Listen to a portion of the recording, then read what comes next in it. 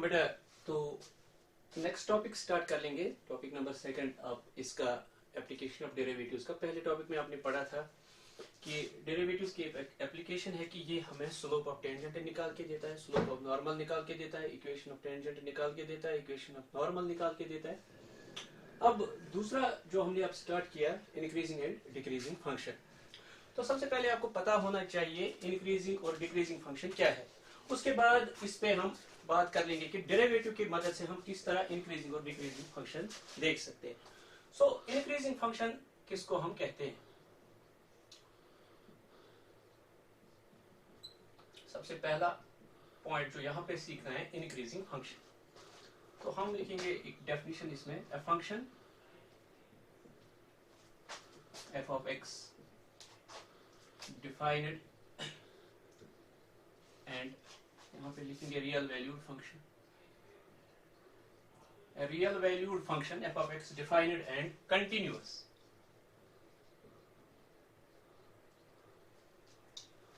in closed interval ab।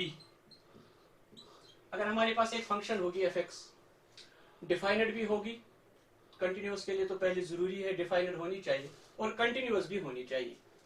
Discontinuous function पे हम ये बात नहीं करते हैं, इंक्रीजिंग या डिक्रीजिंग फंक्शन। अब हमारे पास एक फंक्शन है F X defined and continuous in A B, is said to be. इसको हम कहते हैं, मैं यहां इंक्रीजिंग, यहां पर आप लिखोगे बेटा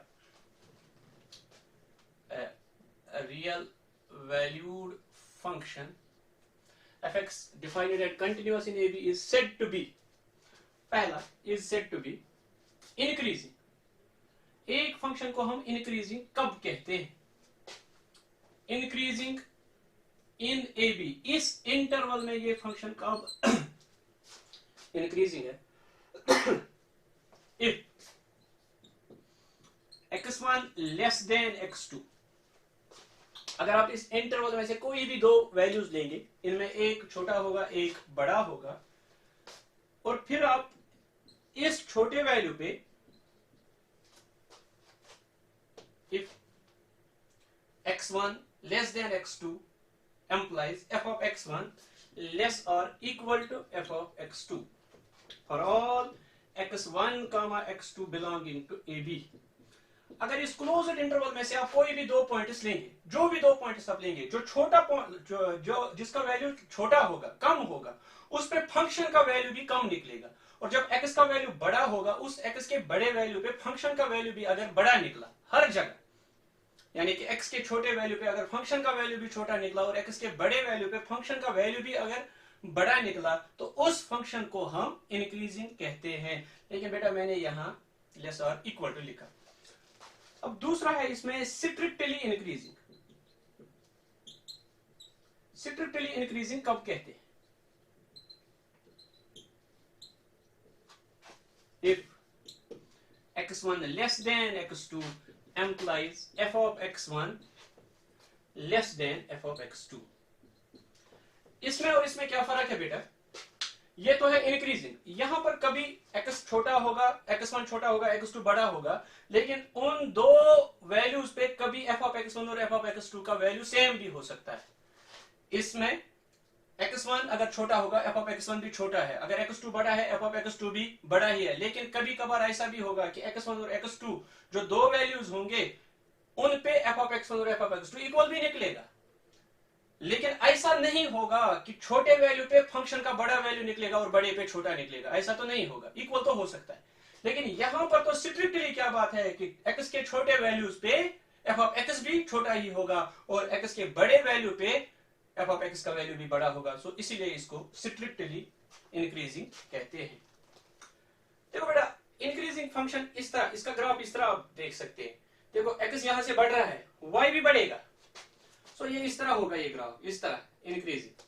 अब x बढ़ रहा है, f of x भी बढ़ रहा है, लेकिन कभी कभार ये ऐसा भी चल सकता है कांस्टेंट टाइप, फिर से बढ़ेगा।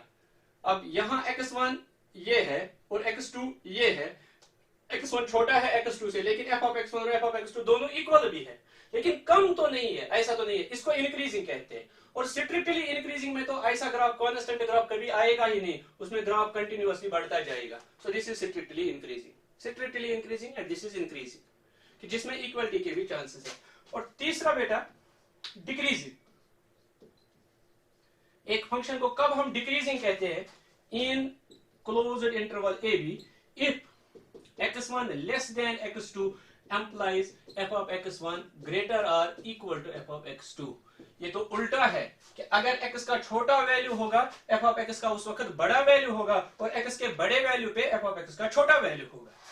तो इसको हम डिक्रीजिंग कहते हैं. और इसमें है और एक point, strictly decreasing.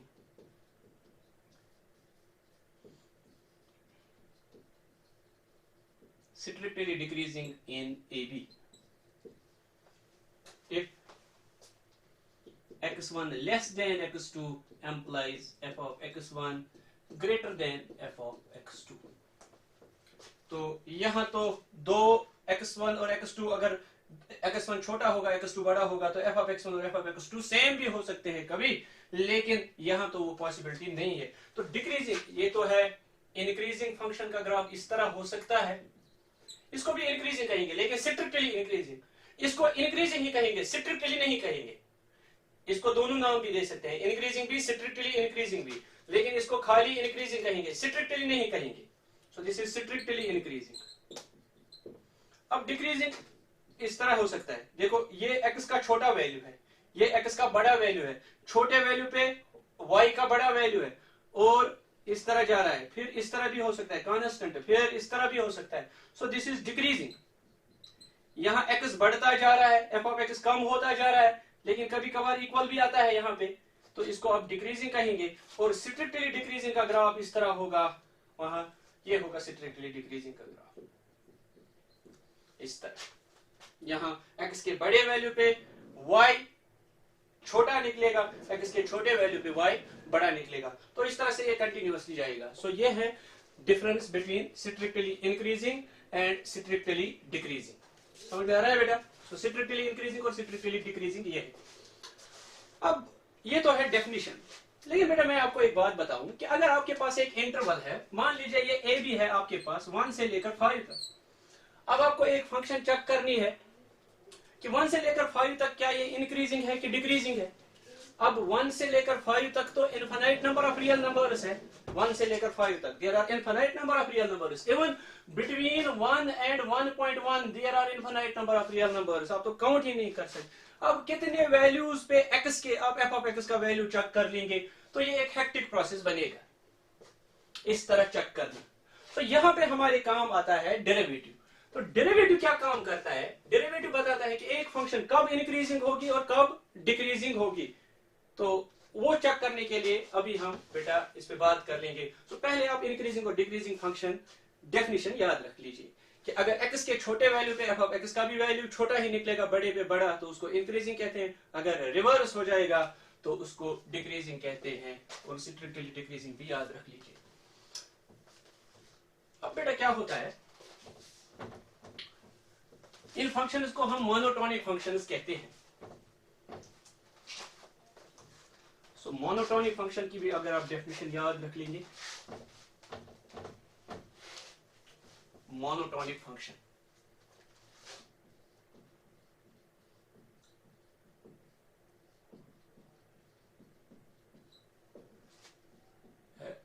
real valued function fx which is either increasing, जो या तो इंक्रीजिंग होगी और डिक्रीजिंग, या डिक्रीजिंग होगी but not both.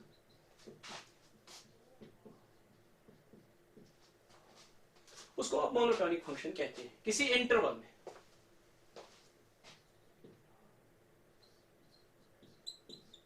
Is said to be monotonic function.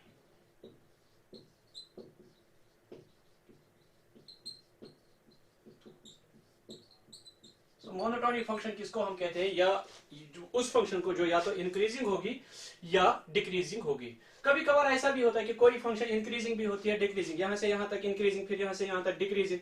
उस फंक्शन को हम मोनोटोनिक नहीं कहते. आपने बेटा साइन एक्स का ग्राफ तो पढ़ा ही होगा. साइन एक्स 0 पे 0 है, पाई बाय 2 पे फिर 1 है, फिर पाई पे 0 है, तो साइन एक्स का ग्राफ इस तरह जा रहा है। देखो बेटा, यहां से यहां तक ये फंक्शन, इसका जो ग्राफ है बढ़ता जा रहा है, लेकिन यहां से यहां तक डिक्रीज हो रहा है। ये तो है माइनस पाई बाय 2, यहां से यहां तक तो कंटिन्यूअसली बढ़ता जा रहा है, लेकिन यहां से डिक्रीज हो रहा है, यहां से फिर बढ़ता जा रहा है, यहां से डिक्रीज हो रहा है। सो साइन एक्स को हम मोनोटोनिक फंक्शन नहीं कहेंगे। हाँ, अगर इसने कहा क्या पाई बाय 2 से प्लस माइनस पाई बाय 2 से प्लस पाई बाय 2 तक, या प्लस पाई बाय 2 से लेकर 3 पाई बाय 2 तक, क्या ये फंक्शन इंक्रीजिंग डिक्रीजिंग है, तो कह सकते हैं। देखो बेटा, यहां से यहां तक तो ये इंक्रीजिंग है, यहां से यहां तक तो ये डिक्रीजिंग है, तो यहां से यहां तक इसको मोनोटोनिक कह सकते हैं, यहां से यहां तक इसको मोनोटोनिक कह सकते हैं, लेकिन यहां से यहां तक इसको मोनोटोनिक नहीं कहेंगे, क्योंकि ये इंक्रीजिंग भी है, डिक्रीजिंग भी। तो जो फंक्शन या तो इंक्रीजिंग होगी या तो डिक्रीजिंग, बट नॉट बोथ, उसको हम मोनोटोनिक फंक्शन कहते हैं। समझ में आ रहा है? सो मोनोटोनिक फंक्शन। अब एक इंटरवल में तो आपने पढ़ा बेटा, एक फंक्शन कब इंक्रीजिंग होती है, एक इंटरवल में। अगर उस इंटरवल में हम कोई भी दो पॉइंट्स लेंगे, फिर छोटे पॉइंट पे एक्स के छोटे वैल्यू पे फंक्शन का वैल्यू छोटा और बड़े पे बड़ा निकलेगा, तो उस फंक्शन को हम कहते हैं इंक्रीजिंग इन दैट इंटरवल। अब है कि अगर एक पॉइंट पे आपको ये इंक्रीजिंग डिक्रीजिंग देखना हो तो किस तरह देख सकते हैं? इंक्रीजिंग और decreasing function at a point. अभी जो बेटा आपने पढ़ा वो तो था क्या एक फंक्शन एक इंटरवल में इंक्रीजिंग है या डिक्रीजिंग। अब एक पॉइंट पे हम किस तरह चेक करते हैं? बहुत ही आसान है। मान लीजिए आपका पॉइंट है 2, तो हम क्या करते हैं, हम 2 का एक नेबरहुड लेते हैं। पहले आपको बताऊं नेबरहुड किसको कहते हैं। देखो, अगर आपके पास एक वैल्यू है x इज इक्वल टू 2, तो दिस इज 2, सो यहां से यहां तक इसको हम नेबरहुड कहते हैं। 2 के अगल बगल में, इसके आजू बाजू में, इसके लेफ्ट और राइट में ये जो पॉइंट्स आएंगे, इनका एक ओपन इंटरवल हम बनाएंगे, उसको हम कहेंगे, मान लीजिए 1.9 से लेकर 2.1 तक। ये तो एक बड़ा इंटरवल है, इसे छोटा होना चाहिए। इसको हम कहते हैं, ये है नेबरहुड ऑफ 2। तो नेबरहुड ऑफ 2 में आपको क्या करना है, 2 minus H comma 2 plus H, where H is a small positive number. अब इसमें से थोड़ा सा कुछ घटाना है, थोड़ा सा कुछ बढ़ाना है, वहां से वहां तक जो ये इंटरवल बनेगा, इसको हम कहते हैं नेबरहुड। अभी नेबरहुड तो इंटरवल बन गया। तो अगर हमारे पास एक पॉइंट 2 है, हम 2 पे किस तरह चेक करते हैं क्या ये फंक्शन इंक्रीजिंग है? हम 2 पे डायरेक्ट नहीं करते, हम इसका नेबरहुड लेते हैं। 2 माइनस एच 2 प्लस एच, 1.9 2.1, यहां से यहां तक जितने भी पॉइंट्स है, 1.9 से तो 2.1 तक इनफिनाइट नंबर ऑफ पॉइंट्स है, उन पे वही डेफिनेशन यूज करते हैं जो हमने वहां इंटरवल में यूज की थी कि एक इंटरवल में कब एक फंक्शन इंक्रीजिंग होती है और कब एक फंक्शन डिक्रीजिंग होती है। तो उस इंटरवल में चेक करने के लिए अब आप एक छोटा इंटरवल बनाते हो, एक नेबरहुड बनाते हो, और ये नेबरहुड होता है, और h को देना है बहुत ही small value, small positive number, 2 minus H 2 plus H, it can be 0.001, इससे भी कम। जितना आप कम h का वैल्यू देंगे उतना ठीक रहेगा, और वो एक इंटरवल बनेगा। अब इंटरवल में तो आपको पता है एक फंक्शन कब इंक्रीजिंग होती है और कब डिक्रीजिंग होती है, वही डेफिनेशन हम यहाँ पे अप्लाई कर लेंगे। सो एक फंक्शन को हम कब कहते हैं कि ये एक पॉइंट पे इंक्रीजिंग है या decreasing. F of X is said to be increasing. हम एफ ऑफ एक्स को इंक्रीजिंग कहेंगे, डिक्रीजिंग कहेंगे, स्ट्रिक्टली इंक्रीजिंग कहेंगे और स्ट्रिक्टली डिक्रीजिंग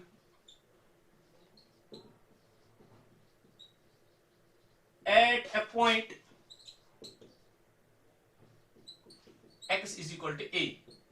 हम एक फंक्शन एफ ऑफ एक्स को कब कहेंगे कि ये इंक्रीजिंग है, डिक्रीजिंग है, स्ट्रिक्टली इंक्रीजिंग है या स्ट्रिक्टली डिक्रीजिंग है? किस पॉइंट पे? a पे। If it is increasing, decreasing, strictly increasing और स्ट्रिक्टली डिक्रीजिंग,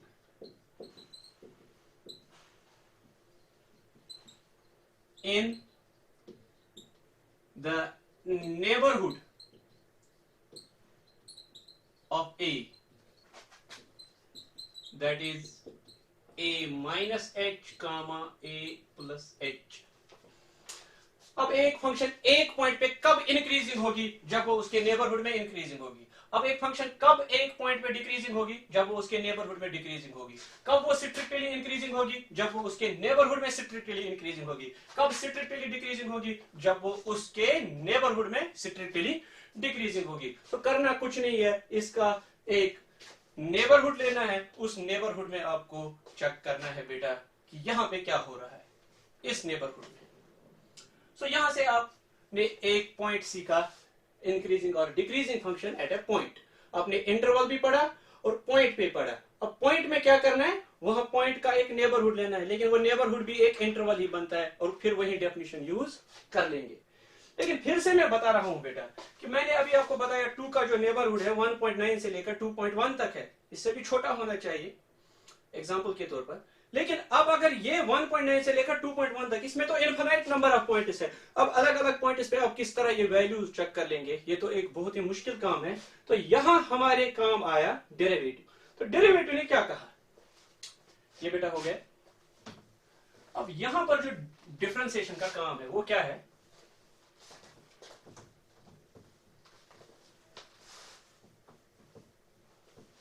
देखो बेटा, एक थ्योरम है,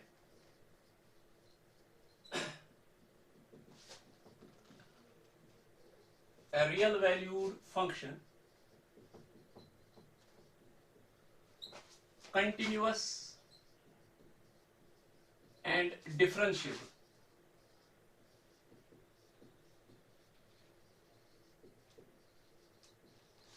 in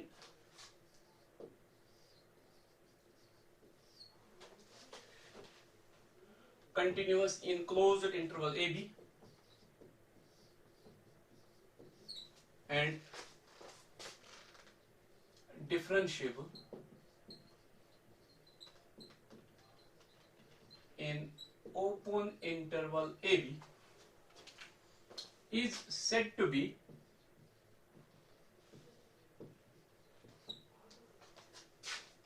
number 1 increase। इसको हम increasing कब कहेंगे? if is said to be increasing if f dash x is greater or equal to 0। अगर इसका डेरिवेटिव ग्रेटर और इक्वल टू 0 होगा for all x belonging to ab, अगर आप x को कुछ भी वैल्यू देंगे ab में से, तो अगर डेरिवेटिव हमेशा ग्रेटर और इक्वल टू 0 आएगा तो हम फंक्शन को इंक्रीजिंग कहेंगे। दूसरा, स्ट्रिक्टली इंक्रीजिंग कब कहेंगे? If f dash x is greater than 0। और डिक्रीजिंग कब कहेंगे? If f dash x is less or equal to 0। और स्ट्रिक्टली डिक्रीजिंग कब कहेंगे?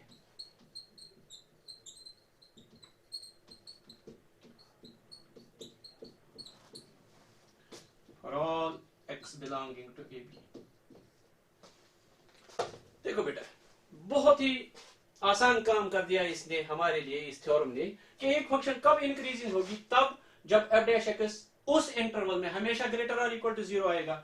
अगर f dash x greater than 0 आ गया तो स्ट्रिक्टली, अगर ग्रेटर और इक्वल टू आ गया तो इंक्रीजिंग। इसी तरह अगर f dash x लेस और इक्वल टू 0 तो इसको कहेंगे डिक्रीजिंग, और f dash x less than 0 strictly decreasing.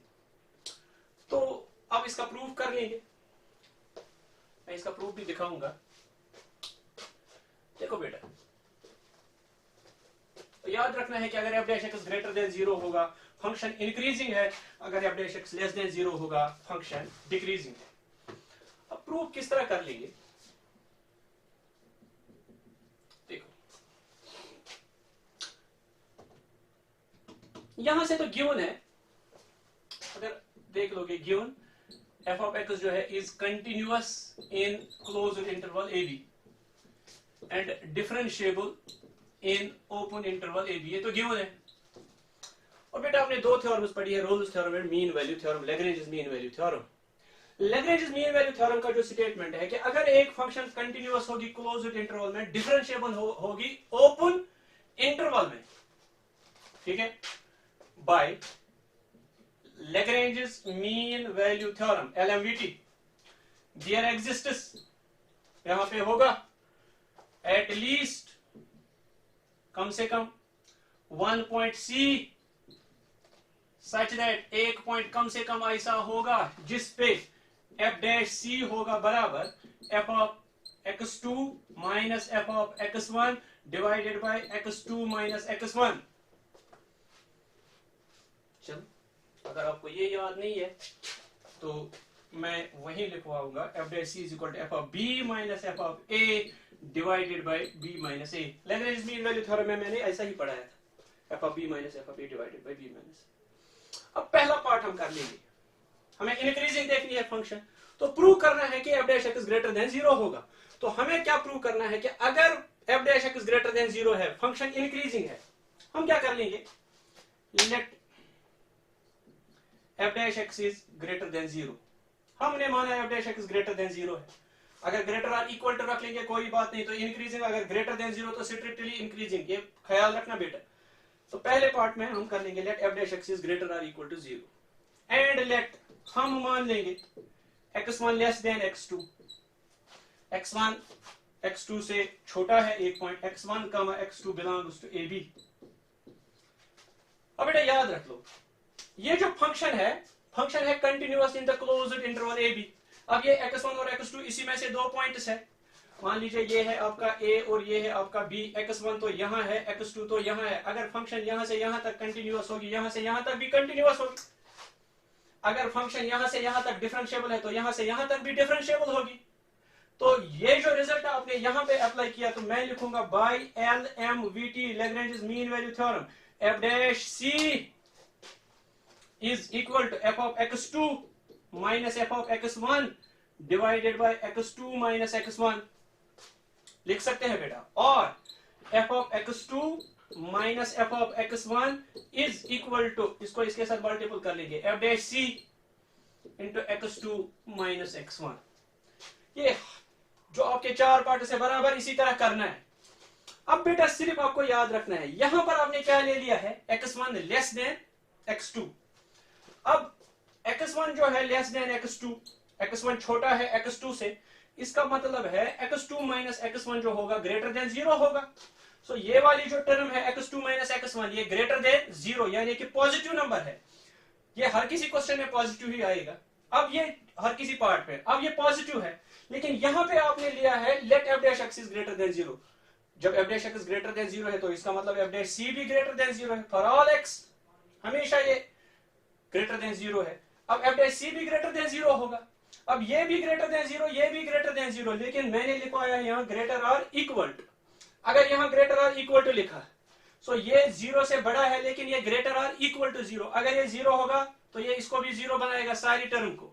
अगर ये ग्रेटर देन 0, ये भी ग्रेटर देन 0, तो सारा ग्रेटर देन 0 ही निकलेगा। सो यहां से आपको क्या निकलेगा बेटा, लास्ट वाला step, f of x2 minus f of x1 greater or equal to 0 implies that यहां से आपको क्या निकलेगा, f of x2 is greater or equal to f of x1 और f of x1 is less or equal to f of x2। आपने लिया था कि x1 छोटा है x2 से, तो यहां से आपको क्या निकला, f of x1 भी छोटा है f of x2 से, यानी कि छोटे वैल्यू पे फंक्शन का छोटा ही वैल्यू निकला, x के बड़े वैल्यू पे बड़ा ही वैल्यू निकला, तो हम कहेंगे f is increasing। सो याद रखना बेटा, जब भी f dash x greater than 0 होगा फंक्शन इंक्रीजिंग होगी। अगर यहाँ ग्रेटर देन 0, यहाँ पर भी ग्रेटर देन 0, यहाँ ग्रेटर देन आएगा तो स्ट्रिक्टली इंक्रीजिंग। अब अगर यहाँ लेस देन 0 आएगा यहाँ, तो बेटा ये वाला तो पॉजिटिव है, ये वाला तो लेस देन 0 पॉजिटिव, ये negative, positive into negative negative आ जाएगा। नेगेटिव का मतलब लेस देन 0, यहाँ लेस देन 0 आएगा। अब जब लेस देन 0 आएगा यहाँ, तो यहाँ आएगा f of x2 less or equal to f of x1, यहाँ तो उल्टा हो जाएगा, तो फंक्शन डिक्रीजिंग बनेगी। तो ये बाकी तीन पार्ट्स आप कर सकते हैं, सिर्फ यहाँ पे आपको अब साइन चेंज करना है। सो आपने क्या चेक किया कि अगर f dash x ग्रेटर और इक्वल टू 0 होगा फंक्शन इंक्रीजिंग है, और अगर f dash x लेस और इक्वल टू 0 होगा फंक्शन डिक्रीजिंग है। अगर greater than 0 strictly increasing, less than 0 strictly decreasing. अब इस पे दो चार क्वेश्चंस करते हैं बेटा।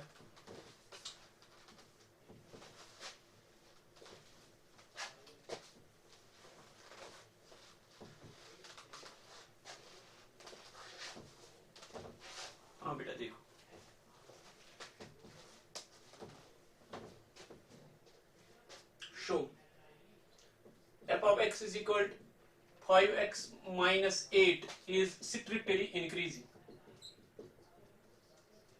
आपको दिखाना है ये strictly increasing है, लेकिन मैंने वहां ए बी नहीं लिखा. जब ए बी नहीं लिखा होगा तो इसका मतलब सारे रियल नंबर्स में ये strictly increasing है, सारे रियल नंबर्स माइनस इंफिनिटी से लेकर इंफिनिटी तक. तो आप क्या कर लेंगे बेटा, सॉल्यूशन बहुत ही आसान क्वेश्चन है. एफ डैश एक्स निकालेंगे. एफ डैश एक्स का वैल्यू 5 है. 5 तो हमेशा ग्रेटर देन 0 ही आता है. सो एफ डैश एक्स का वैल्यू हमेशा ग्रेटर देन 0 निकलेगा. अगर एक्स पे आप कुछ भी वैल्यू देंगे, ये तो कांस्टेंट फंक्शन है ना बेटा, चाहे आप एक्स को 2 दे दो ये तो 5 ही निकलेगा, -2 दे दो ये तो 5 ही निकलेगा, 10 दे दो 5 -2 दे दो -10 दे दो, रूट 2 दे दो, कुछ भी दे दो, लेकिन ये तो हमेशा 5 निकलेगा.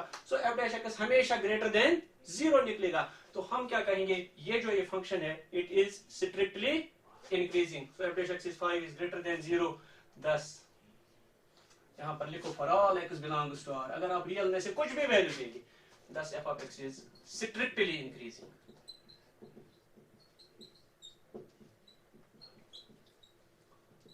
ठीक है बेटा. दूसरा question, F of X is equal E power 5x, चलो -5x लिखो बेटा, इज स्ट्रिक्टली डिक्रीजिंग. दिखा दो किस तरह दिखाएगी. देखो बेटा सॉल्यूशन, आप एफ डैश एक्स निकालोगे. एफ डैश एक्स ई पावर एक्स की डिफरेंशिएशन है ई पावर एक्स, लेकिन यहाँ इंटरनल -5 आ जाएगा. अब ई पावर एक्स का वैल्यू हमेशा पॉजिटिव होता है, चाहे एक्स पॉजिटिव होगा नेगेटिव होगा. ई पावर एक्स हमेशा पॉजिटिव है, ई पावर -5x हमेशा पॉजिटिव है, इसका वैल्यू कभी 0 नहीं निकलता है. आप इसको इस तरह भी लिख सकते हैं बेटा, -5 divided by E power 5x. अब ई पावर 5x तो हमेशा पॉजिटिव आता है, याद रखना बेटा. ई पावर देखो किस तरह, अगर आप एक्स को 1 वैल्यू देंगे तो ये बन जाएगा ई पावर -5. ई पावर -5 के बदले में 1 बाई ई पावर 5. अब ई पावर 5 तो पॉजिटिव है, 1 भी पॉजिटिव है, positive by positive is positive. So ये हमेशा पॉजिटिव निकलता है. E power X is always positive. अब यहाँ -5x होगा, 10x होगा, 20x होगा, कुछ भी होगा, E power X is always positive. लेकिन इस -5 से तो ये नेगेटिव बन गया ना. सो एफ डैश एक्स तो हमेशा लेस देन 0 आएगा. So therefore fx is strictly decreasing.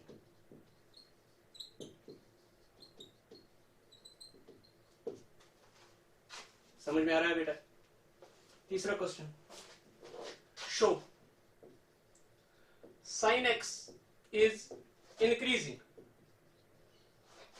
in 0 pi by 2 and decreasing in pi by 2 पाई.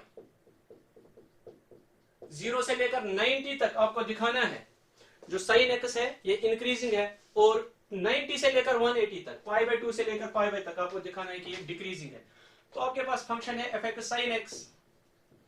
अब एफ डैश एक्स निकालोगे तो F dash x cos x हो जाएगा. और बेटा कॉस एक्स जो होता है पॉजिटिव होता है पहले इंटरवल में 0 से लेकर 90 तक, पहले क्वाड्रेंट में.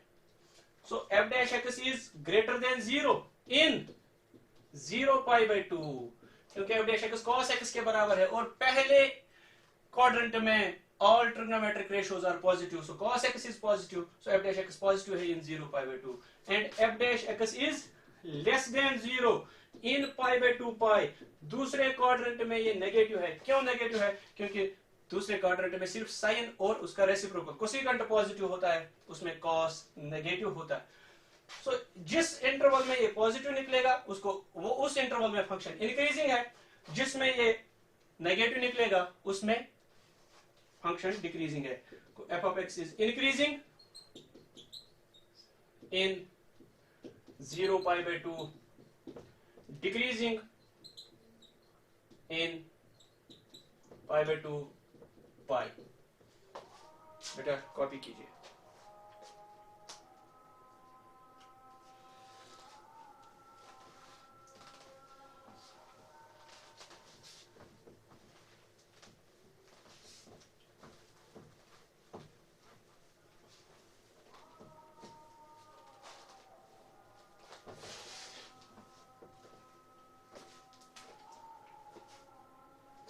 देखो बेटा एक क्वेश्चन लिखेंगे, f of theta is equal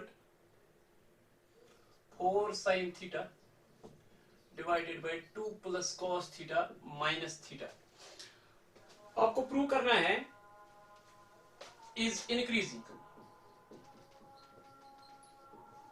in 0 pi by 2, ये 0 पाई बाय 2 में इंक्रीजिंग है।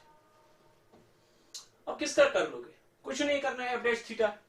आपको पता है एक फंक्शन कब इंक्रीजिंग होती है, जब F dash x greater than 0 होगा। इसमें भी एफ डैश एक्स निकालो। अब यहाँ एक्स की जगह थीटा है, तो एफ डैश थीटा निकालेंगे। सोल्यूशन देखो बेटा, F dash theta is equal, यहाँ u बाई v आपको याद होगा, denominator as it is 2 plus cos theta as it is, differentiation of numerator, so it is 4 cos theta minus numerator as it is. अब इसकी differentiation 2 plus cos theta, 2 की differentiation 0 और cos theta की differentiation minus sin theta divided by 2 plus cos theta whole square और minus theta की differentiation 1। अब F dash theta किसके बराबर आएगा बेटा? देख लो, 2 4s are 8 cos theta plus 4 cos square theta minus minus plus 4 sin square theta. अब ये यहां जाएगा minus 2 plus cos theta whole square, so वो बनेगा 4 प्लस cos स्क्वायर थीटा, लेकिन यहां में minus cos square theta minus 4 cos theta divided by 2 plus cos theta whole square, तो ये बन जाएगा। अब देख लो बेटा, ये 4 cos स्क्वायर थीटा, ये 4 sin स्क्वायर थीटा, इसमें से 4 कॉमन, तो वहां रहेगा cos square theta plus sin square theta 1, तो ये खाली 4 रहेगा, वो 4 इस 4 के साथ कैंसिल। अब यहां क्या रहा बेटा? देख लो क्या रहा, 8 cos theta minus 4 cos theta, हाँ 8 cos theta minus 4 cos theta, तो वहां रहेगा 4 cos थीटा और minus cos square theta divided by 2 plus cos theta whole square. क्या यहां से हम cos थीटा कॉमन निकाल सकते हैं? निकाल सकते हैं। तो यहां क्या रहेगा? cos theta 4 minus cos theta divided by 2 plus cos theta whole square, ये रहा। अब बेटा यहां पे आपको चेक करना है, आपको याद होगा, पढ़ा है आपने, जो cos थीटा होता है, cos थीटा का वैल्यू हमेशा -1 से लेकर 1 तक होता है। Value of cos theta lies between -1 and 1। अब अगर यहां पर आप cos थीटा को -1 से 1 तक कुछ भी देंगे, लेकिन यहां तो 2 है, सो 2 plus any value between -1 and 1 is always positive, and positive का जो स्क्वायर है वो भी तो हमेशा, तो ये स्क्वायर है ही, square of a number is always greater और इक्वल टू 0। अब ये 0 बन सकता था तब जब cos थीटा -2 होगा, लेकिन cos थीटा का वैल्यू -2 तो कभी नहीं है, सो ये टर्म हमेशा पॉजिटिव रहेगी। अब नीचे वाला तो पॉजिटिव है, ऊपर देखो बेटा 4 माइनस cos थीटा, पहले देख लो cos थीटा जो है इसका वैल्यू है -1 से 1 तक। 4 को अगर माइनस कर लेंगे -1 से 1 तक कोई भी नंबर, तो वो हमेशा पॉजिटिव आएगा। सो ये वाली टर्म हमेशा पॉजिटिव है, इतना वैल्यू तो हमेशा पॉजिटिव है। अब रहा मसला किसका? cos थीटा का, ये भी पॉजिटिव, ये भी पॉजिटिव। अब किसका मसला है? cos theta. पहले क्वाड्रेंट में cos थीटा पॉजिटिव होता है, अब ये भी पॉजिटिव, ये भी पॉजिटिव, ये भी पॉजिटिव, तो सारा पॉजिटिव बन जाएगा। सो हम कहेंगे 4 माइनस cos थीटा जो है ग्रेटर देन 0 है, 2 plus cos theta whole square जो है ग्रेटर देन 0 है, और cos थीटा जो है greater than 0 in 0 pi by 2, पहले इंटरवल में ये भी तो पॉजिटिव है। सो ये सारा डिपेंड करता है आप cos थीटा पे, क्योंकि इतना तो पॉजिटिव है। अगर ये नेगेटिव है तो सारा नेगेटिव बन जाएगा, अगर ये पॉजिटिव है तो सारा पॉजिटिव ही बन जाएगा। अब ये तो पॉजिटिव है, ये भी पॉजिटिव है, पॉजिटिव इंटू पॉजिटिव पॉजिटिव। सो हम क्या कहेंगे कि एफ डैश थीटा जो है greater than 0 in 0 pi by 2, 0 से लेकर 90 तक एफ डैश थीटा हमेशा पॉजिटिव आएगा। जब ये हमेशा पॉजिटिव आएगा तो इसका मतलब फंक्शन इंक्रीजिंग है, इतना ही करना है।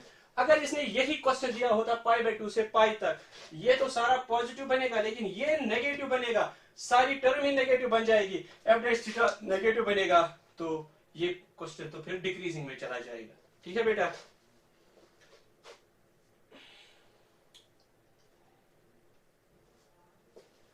अब एक और क्वेश्चन लिखते हैं।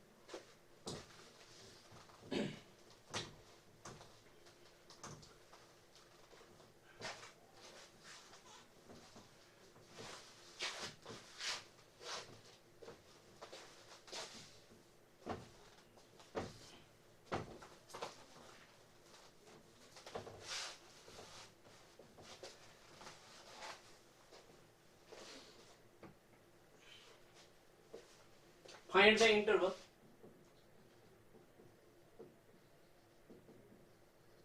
in which f of x is equal to 2x square minus 3x is strictly increasing. किस इंटरवल में ये फंक्शन स्ट्रिक्टली इंक्रीजिंग होगी? इंटरवल निकालने हैं। देखो बेटा, आप सॉल्यूशन में क्या कर लेंगे, बहुत ही आसान है। f डैश x निकालोगे, f डैश x निकलेगा 4x minus 3। अब आप क्या कर लेंगे, उसको बोलते हैं critical points. f dash x को 0 रख लेंगे, f dash x is equal to 0। इन पॉइंट्स को हम बोलते हैं क्रिटिकल पॉइंट्स, स्टेशनरी पॉइंट्स। अब f dash x is equal to 0, so 4x minus 3 is equal to 0, so x is equal to 3/4। ये तो दो तरीकों से आप कर सकते हैं। आपको देखना है कहां स्ट्रिक्टली इंक्रीजिंग है, सो आपको f dash x greater than 0 रखना है। अब ग्रेटर देन 0 रखेंगे तो 4x minus 3 देखना है कहां पे ग्रेटर देन 0 होगा, बस इतना करना है। अब हम क्या करते हैं, हम पहले इक्वल टू 0 देखते हैं कहां पे है। अब इक्वल टू 0 कहां पे होगा, 3/4, तो 3/4 यहां है, ये 0 है, यहां पे होगा 3/4। अब आप 3/4 से आगे कोई भी वैल्यू दीजिए, आपकी मर्जी, वे भी करो मेथड आपने पढ़ा है। 3/4 से आगे कोई भी वैल्यू, 2 दीजिए, 3 दीजिए। जब आप 2 देंगे इसमें 4 2s are 8 minus 3, तो इसमें जो f डैश x आएगा यहां से आगे ग्रेटर देन 0। अगर 3/4 से यहां कोई वैल्यू आप देंगे, 3/4 के लेफ्ट में है 0, 4 0s are 0 minus 3 नेगेटिव, इसके लेफ्ट में है -1, 4 into -1 minus 3 नेगेटिव, सो यहां f dash x less than 0 आएगा।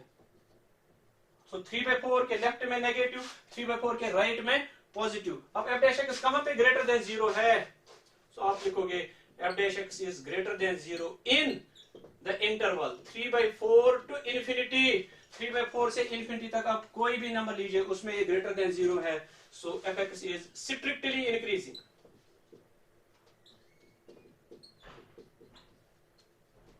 इन 3/4 इंफिनिटी। इस वाले इंटरवल में ये स्ट्रिक्टली इंक्रीजिंग होगी। अगर डिक्रीजिंग बताना होता तो यहां माइनस इंफिनिटी से लेकर 3/4 तक जो इंटरवल आएगा उसमें स्ट्रिक्टली डिक्रीजिंग होगी।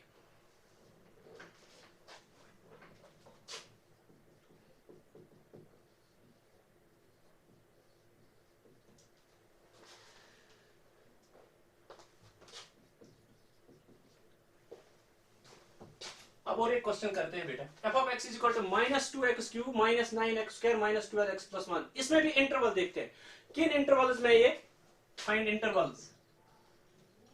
बहुत ही आसान है, find intervals in which f(x) is increasing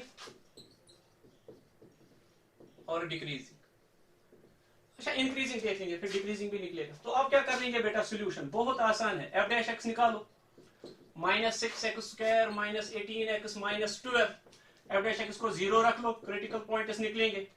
तो 6x square minus 18x plus 18x plus 12 is equal to 0, 6 common, x square plus 3x plus 2 is equal to 0, so x plus 1, x plus 2 is equal to 0, तो दो values निकलेंगे, x is equal to -1, x is equal to -2। वे भी करो method, -1 -2, sorry बेटा, -2 -1। अब ये है points. अब -1 से आगे जो कोई भी वैल्यू आप देना चाहे दे दो। देखो 0 देंगे इसमें, -1 से आगे तो 0, ये 0 ये 0, -12, तो इसमें f डैश x आएगा नेगेटिव। अब -1 से -2 के दरमियान कोई भी वैल्यू दे दो, आपकी मर्जी। -1.5 देंगे। देखो ये x स्क्वायर है, जब इसको -1.5 देंगे तो ये बन जाएगा, बताओ, 1.5 into 1.5, 2.25, 2.25 into 6, चेक कर लेना बेटा ना, -6 into 2.25, 6 5 is 30, 6 2s are 12, 6 2s are 12, so 13.5, लेकिन नेगेटिव। अब -18 into -1.5 तो 27 आएगा, लेकिन पॉजिटिव 27, सो प्लस 27 और माइनस है 13, 13 और 13 26.50, लेकिन ये तो प्लस है तो ये पॉजिटिव आएगा। सो इस वाले हिस्से में f dash x greater than 0, -1 से -2 तक कोई भी पॉइंट दीजिए। अब -2 से यहां -3 देंगे, देखो 3 3 jar 9, 9 6 jar 54, minus 54 minus 12 minus 18 into 3 minus 54, ये कैंसिल हो जाएगा तो माइनस 12 निकलेगा। तो यहां पर भी F dash x less than 0 आएगा। सो ग्रेटर देन 0 तो ये सिर्फ -2 से लेकर कहां तक, -1 तक आ गया। सो इस वाले इंटरवल में इंक्रीजिंग, और अगर डिक्रीजिंग इसने पूछा होता -∞ से -2 तक और -1 से लेकर इन्फिनिटी तक, सो हम क्या लिखेंगे, F of X is increasing. Increasing कहां पे है, -2 से लेकर -1 तक, और डिक्रीजिंग कहां पे है, डिक्रीजिंग है -∞ से लेकर -2 तक, यहां से यहां, फिर यहां से यहां, यूनियन -1 से लेकर इन्फिनिटी तक। तो इस तरह आपका ये पोर्शन भी इसमें कंप्लीट हो गया, इंक्रीजिंग डिक्रीजिंग। थैंक यू बेटा।